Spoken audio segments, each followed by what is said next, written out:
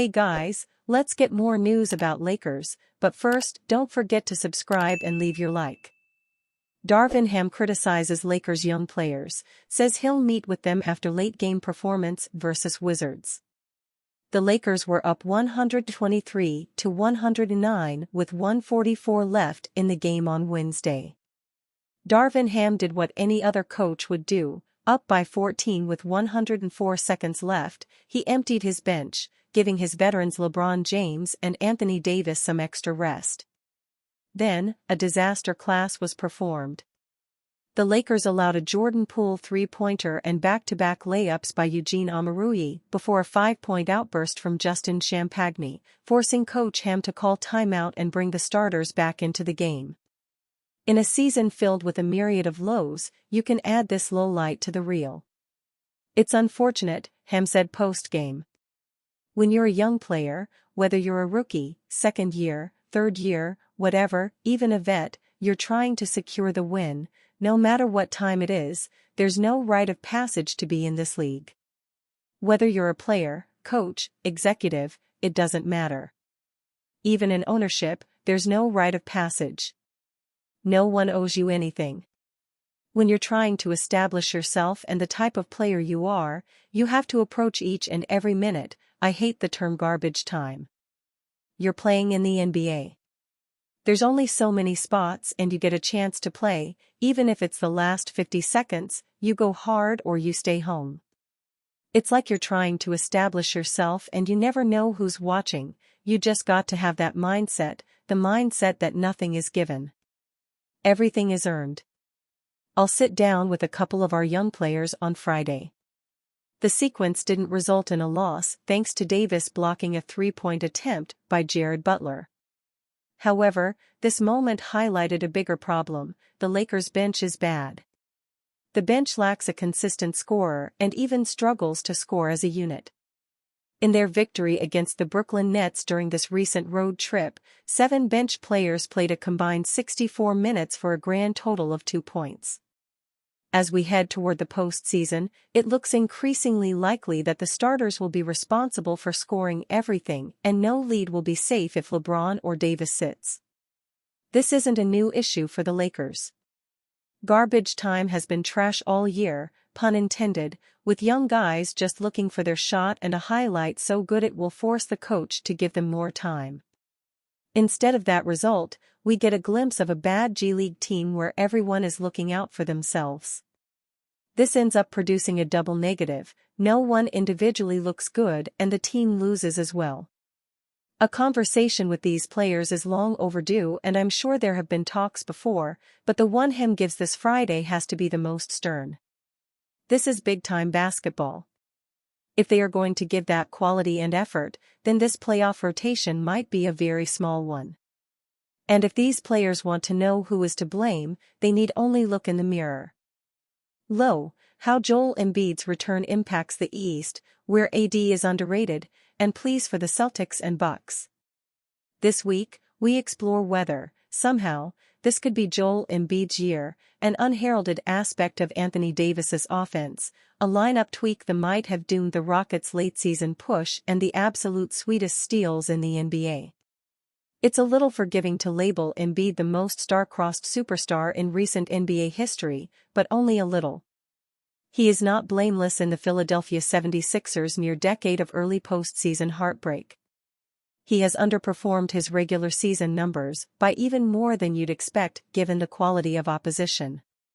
He has had stinkers in the highest leverage moments, a 15-point borderline no-show in Game 7 against the Boston Celtics last season, 20 points on 7 of 24 shooting as the Sixers folded in Game 6 against the Miami Heat the year before, 16 total turnovers in Game 6 and 7 losses against the Atlanta Hawks in 2021. 10 years after the Sixers selected him at number 3, we have yet to see the signature Embiid playoff run. But he has suffered so many ill-timed injuries to so many body parts. Superstar teammates have let him down and then bolted. The organization around him has committed salacious acts of self-sabotage. Through it all, Embiid developed into an MVP and one of the most dominant scorers ever, a majestic figure, lording over the game from the elbows.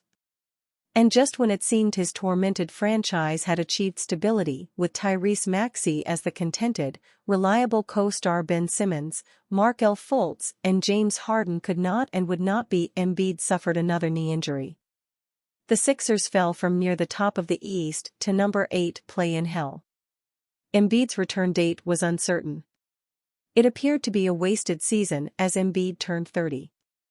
How many more wasted seasons until it would be too late? But Embiid returned Tuesday and looked good in helping Philadelphia to a critical win over the Oklahoma City Thunder without Maxey. The Brooklyn Nets did Philly a favor the next night, upsetting the number 6 Indiana Pacers.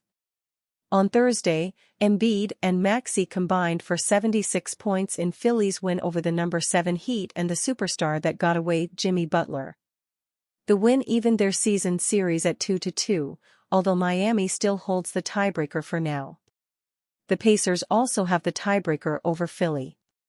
Suddenly, the Sixers are a half game behind Miami and 1 game behind Indiana for the number 6. The Sixers' remaining schedule is mostly a breeze. That number 6 seed might be the most pivotal prize amid all the mini races across the standings. It would pit Philadelphia against a vulnerable favorite and slot it opposite Boston.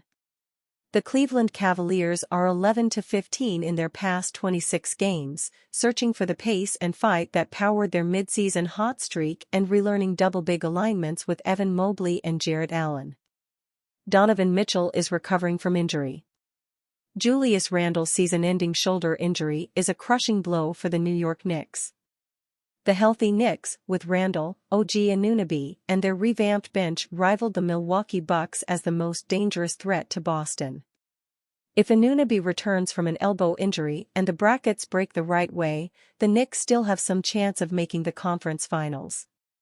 They have outscored opponents by 10 points per 100 possessions when Jalen Brunson plays without Randle and a monstrous 32 points per 100 possessions in about 160 minutes with Brunson and Anunoby on the floor and Randle resting, per Cleaning the Glass data. Washington Wizards' Jordan Poole savagely embarrasses Lakers' Anthony Davis with nasty playground move. The Washington Wizards failed to follow up on their upset win over the Milwaukee Bucks on Tuesday, as they fell prey to Anthony Davis and the Los Angeles Lakers Wednesday night, 125-120. But at least Wizards guard Jordan Poole was able to add to his highlight montage when he put the Lakers' big man on a blender during one sequence in the second half of the contest. Poole's ball skills were on full display in that play, as well as his shot creation abilities. Perhaps even more impressive was the composure he showed when he dropped a step and lulled Davis into going in a different direction before getting off a shot. Davis isn't a shabby defender either, as he's a 2-time All-Defensive first-team member, but Poole was just too good and too crafty during that play. That was just pure individual talent on the part of Poole, who was traded by the Golden State Warriors to the Wizards in 2023 along with a future first-rounder and second-rounder plus Ryan Rollins and Patrick Baldwin Jr. for Chris Paul in exchange for Chris Paul. Despite a great individual performance from Poole, who led the Wizards with 29 points on October 19 shooting from the floor, Washington still ended up picking up a loss, their 62nd of the season against just 15 wins. Already eliminated from playoff contention, Poole and the Wizards will look to score a win this Friday against the Portland Trail Blazers at home. And you, fan, what do you think of the situation of Jordan Poole? Leave your opinion in the comments.